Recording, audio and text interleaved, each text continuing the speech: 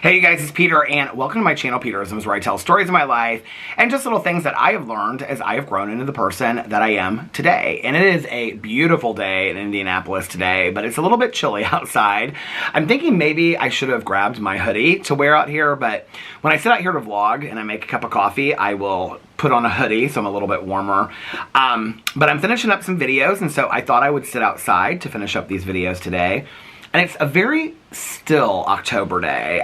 There's a little bit of a wind. Oh, now the wind is picking up that I say that. They call the wind Mariah.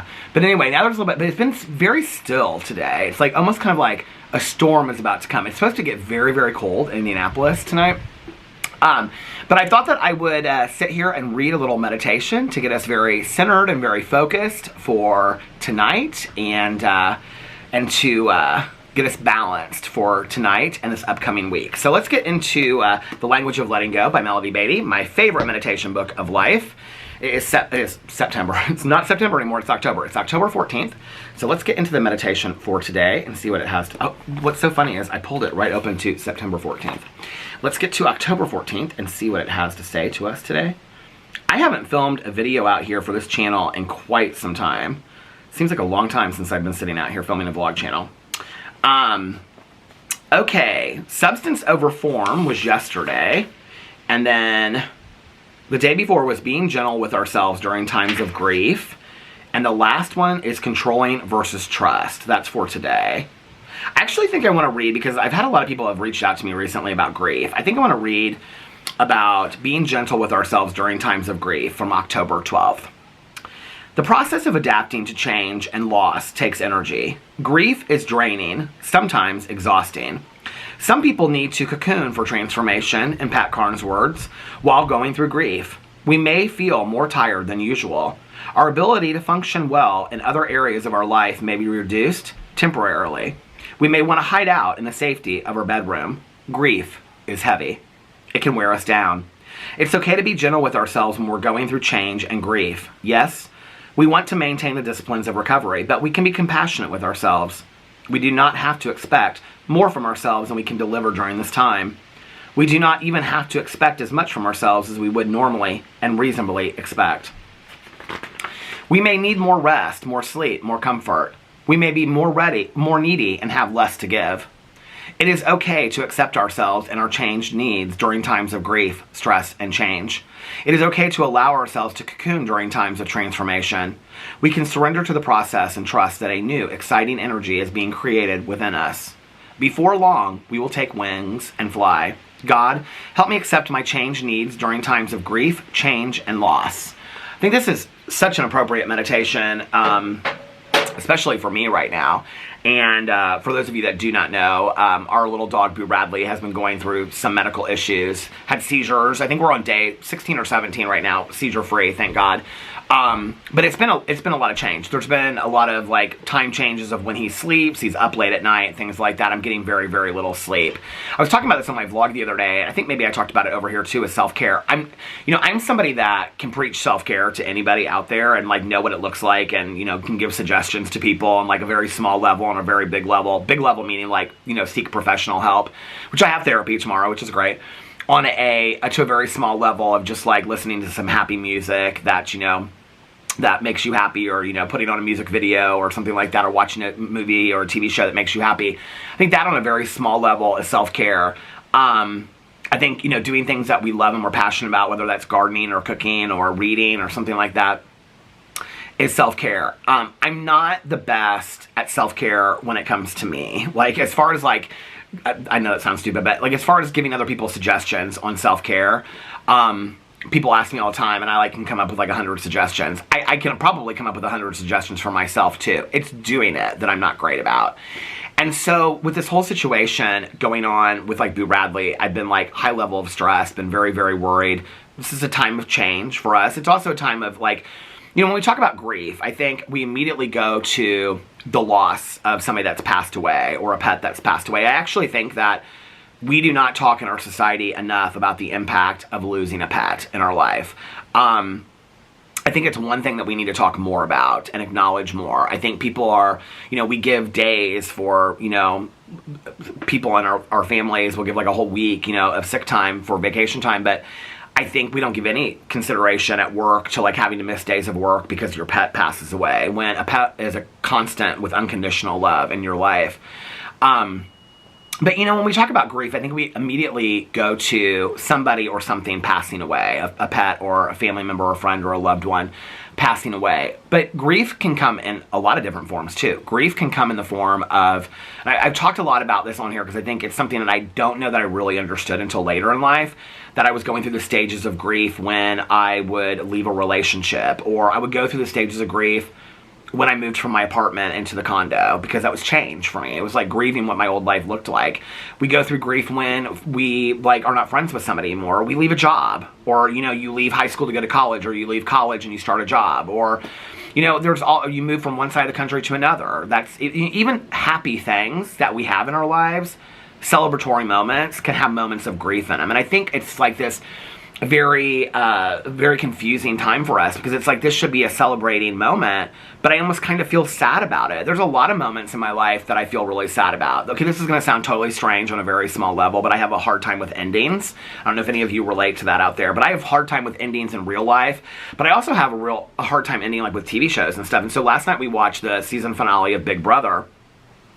And I was texting one of my friends that watches it, and I said to her, like, I'm really sad that it's over. We're going to have to wait till next summer for next Big Brother, And it's like, Big Brother has been, like, I haven't watched all the seasons. I just started watching it again last year. But for a very long period of my life, it was a constant in my life that every summer Big Brother was there.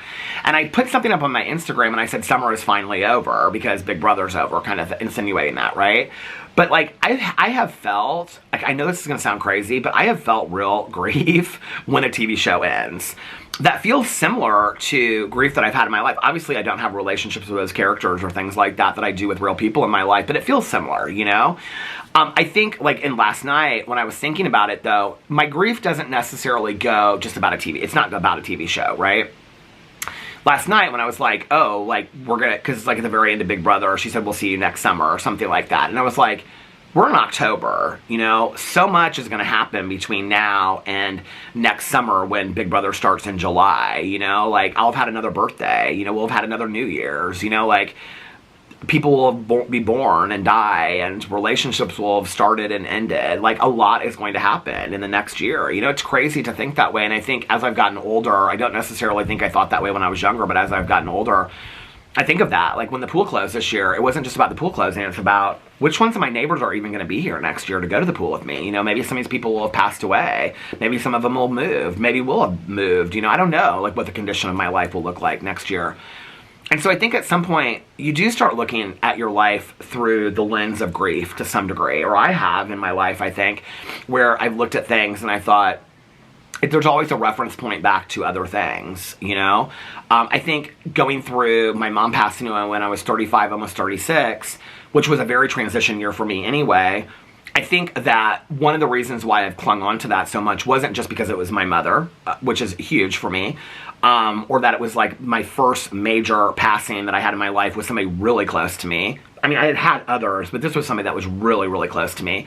And so I think it was also because it was a pivotal year of change for me, I got out of one relationship. I got into another one that year. It was when my ex and I broke up, and then the next year Alex and I got together. I resigned from my job, and, that was a huge thing. I moved out of my apartment, and I moved into this. I mean, there were so many changes that occurred that year. And when people would ask me, I would say, I feel like I don't have solid ground underneath me. Like, I feel like I'm standing on, kind of like if you're looking at a map, like I'm standing on two continents with water in between me. Is how I felt, right? I didn't feel grounded at all. And that was because I was going through this huge period of change. But in that going through that huge period of change, I think this is one of the things that we don't often acknowledge, is that when you're changing from one job to the next, or relationship to being single, or single to even being in a relationship, which is a great thing, right? Or graduating from college, or when your kids graduate from high school or college. Like, that's a huge thing we don't talk much about in our society, right? Because we need to celebrate that. But there's a sadness that goes along with it too, of like, you know what, they're never going to be starting school again, you know? And that was what the last 20 years of my life has been about, has been like kids starting school, you know? And I think that one thing that we don't talk enough about is taking care of ourselves during those times, because what we're grieving is we're grieving the loss of what we knew.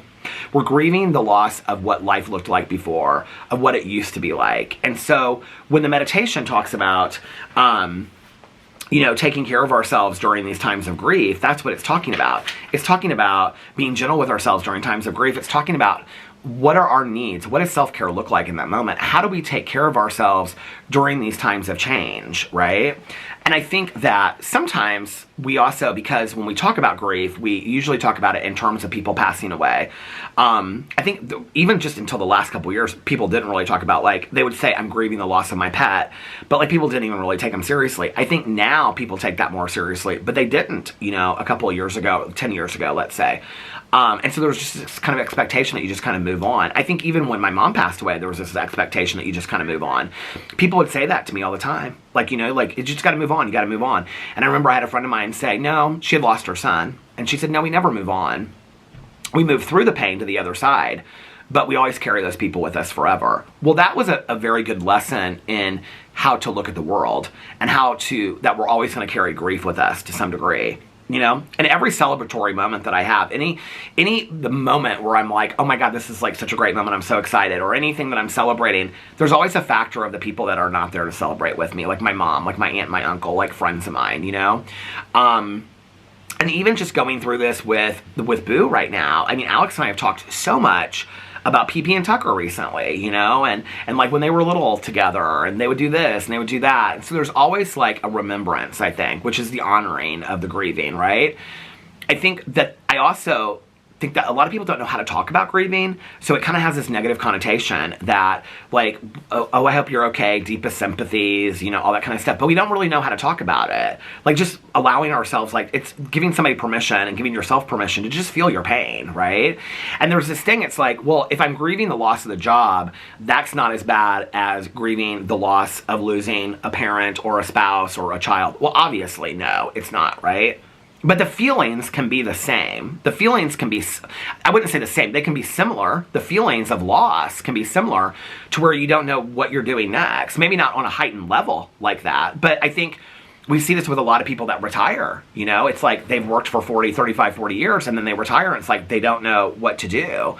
And so they start becoming consumed with other things, or they kind of like, I mean, a lot of people retire and they pass away years afterwards because they just, out of like, they're bored. And I've had so many friends of mine be like, you know, like my mom and my dad retired and now they just don't know what to do with their lives. Like, they're completely bored, you know? And so I think that loss of what defined us, that job, you know, of course it's not going to feel the same as losing a child or losing a spouse. It's not going to be the same to that at all. But the feelings of loss are, not even similar, maybe, maybe that was a wrong word to use, but you're still going to feel loss. And if you get out of a relationship, for anybody out there that's gone through a relationship that you thought you were going to be with that person for the rest of your life, or at least for a while long. I mean, I think, you know, it's interesting when you say that, because I think any relationship that you're in, you always think you're going to be in it for the rest of your life, or why would you even be in it, you know? I think it's interesting when I hear people, and they'll say, yeah, I think we'll only be together probably for a couple of years. I'm like, why are you even, maybe that's just my mindset, but I'm like, why are you even in this relationship? If this isn't a relationship that you want to be in for the rest of your life, why are you wasting your time? Relationships are a lot of work, you know? I mean, if you're not going to put the work into it, why even be in it at all? Do what you want to do, I guess. But maybe people feel differently than me on that. But I think that a different kind of grief, but that was so difficult going through, were breakups in my life. You know, my last 2 breakups were so hard. You know, even though I knew that they were the right thing to do, you know? I mean, they were so difficult. It's why I say, like, when people talk about, like, well, who broke up with who and things like that. I mean, I said the words in my relationship the last time. I think my ex the time before said the words. But we all, in both situations, we felt the same way. You know, I don't think it really matters with who breaks up with who. I think sometimes when you're broken up with, and it's unexpected, it feels differently. It's more of like a tragic, traumatic loss than it is something that you're kind of like, you're prepared for because you can see it coming, right? I think it's really, really important to take care of yourself. One of the things I do want to say about grief on the heels of that, I tell people, is that You know, people ask me a lot, they'll say, like, my mom passed away, like, what was it like for your mom? It's really hard, and I think this is something that I realized in talking to people after my mom died, right? I actually had a friend of mine that said something to me, was trying to cheer me up, like, right after my mom died, and said something about you're part of the Dead Moms Club or something, which I didn't necessarily like the wording of it, but I understood what he was trying to say, and that, like, you know, we've gone through this before. But the thing about that is that no specific grief to one specific situation or person is comparable to the next person's. You can't compare it. And I always say this, you know, it's like, well, how long was that person in your life? What was their relationship like during that what was your relationship? Was it up and down? Was it up and down? Was it easy? Did you guys talk? What was the relationship like when that person passed? Did you have things that you left unsaid? Were there things that you wished you would have said? Did you leave angry? Did you leave loving? You know, I think how old were you? How old were they? I think all of that plays, I mean, I think there's 100 different factors, probably more than that play in to the specificity of that grief, that makes each specific person's grief so much different. So when people say things like, grieve at your own pace, absolutely, or shouldn't you be over this person by now? Well, how do you know? How do you know what I should be over, or how do you know what you should be over? It's a feeling that you're going to have. I can tell you this, people ask me all the time, like, when does it get easier? I don't know when it gets easier. I don't know the day that it happened. But it does. I mean, there were days that I was consumed with it for years. When I started my vlog, I think it's the first thing I started talking about. I talked about it for 2 years in my vlog. It really helped me. It was really cathartic for me. And then it was like slowly, day by day. There's not a day that goes by that I don't think about something to do with my mom. But it's not like how it was 15, 16 years ago at all, you know? Like, today, it's like, I don't think get so sad about it. I think today it's like, oh, you know, like a happy little memory about my mom. But that's still grief, you know? I don't know. I think it's different for each person. I don't know when it happened. And I think it slowly happened over time, but I will tell you that the way I allowed it to happen was by sitting in my feelings and allowing myself to feeling them and not letting anybody else dictate what my grief was supposed to look like for me. And I think that that's important. You know, it's your life. You have a right to your grief. I also know that I don't want to be stuck in grief for the rest of my life. And I don't believe that the people that love me, including my pets, want me to be stuck in grief for the rest of my life. I think that anybody here, and I would tell anybody this that's alive, that when I'm gone, I want you, yes, I want somebody to be sad, like my mom said to me, that I want them to miss me, but I don't want them to be stuck in that missing for 10 to 20 years. And if you're out there and you're stuck in that, and you think that that person that's gone would want you to be that way, the reality is if you ask yourself, what would you say to the people in your life today once you're gone? You would say, sure, I would want you to be sad. I hope I mean something to you. But yeah, I want you to go on and have a life. I've told my husband, if I'm gone, find somebody else if that's what makes you happy, or stay single. Do what makes you happy. I want you to have another life, you know? I've said that to people, my loved ones in my life. I think we need to have those conversations. So if I can say that to other people, I know those people would say that to me. I know that my mom would say that to me. I know she would. I know that she wouldn't. I know what she wouldn't say is, I want you to be consumed with grief for the next 20 years that you can't even function or do anything. I know that she would say that to me. You know, she would want me to live a life. So I think it's acknowledging the grief and whatever you're going through, whatever changes you are, realizing that you might be grieving what your life looked like before. And that's completely fine. We don't acknowledge that enough in our society. We're just supposed to move on, move through the seasons of life to the next thing. And it's sometimes not that easy. It just isn't. So anyway, let me know what you think in the comment section below. I love you guys, and I will see you tomorrow. Bye.